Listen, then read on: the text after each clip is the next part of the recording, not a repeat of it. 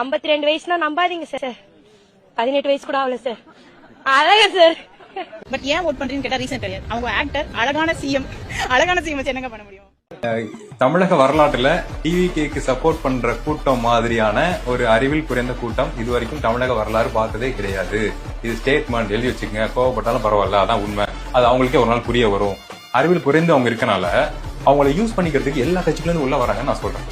என் புருஷனை விட உங்களை தான் சார் எனக்கு ரொம்ப பிடிக்கும், ஐ லவ் யூ சார் சொல்லிட்டு மிகப்பெரிய ஒரு ஃபேன்ஸ் மீட்ல புருஷனை பக்கத்துல வச்சுக்கிட்டு ஷாருக் கானை பார்த்து வலிஞ்சு ஐ லவ் யூ சொல்லியிருக்காங்க ஒரு பெண் ரசிகை.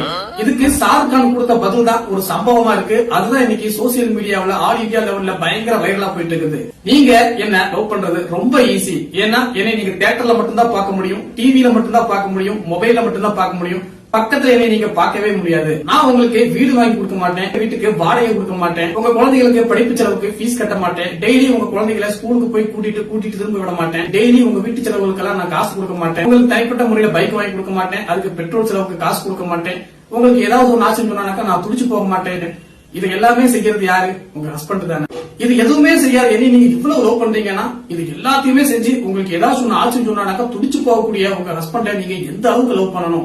இப்ப சொல்லுங்க, நீங்க யார் அதிகமா லவ் பண்ணணும்? நீங்க என்னைய ரசிச்சா மட்டும் போதும். ஆனா நீங்க ரொம்ப ரொம்ப அதிகமான லவ் யாருக்கு கொடுக்கணும்? உங்க ஹஸ்பண்டுக்கு தான் கொடுக்கணும். எங்க உங்க ஹஸ்பண்ட பார்த்து சொல்லுங்க ஐ லவ் யூ சொல்லிட்டு அந்த மிகப்பெரிய ரசிகர்கள் கூட்டத்துக்கு முன்னாடி அந்த பெண்ணுக்கு சரியான ஒரு சம்பவமான பதில சொல்லி அந்த கணவனை கண்ணியப்படுத்தி இருக்காரு.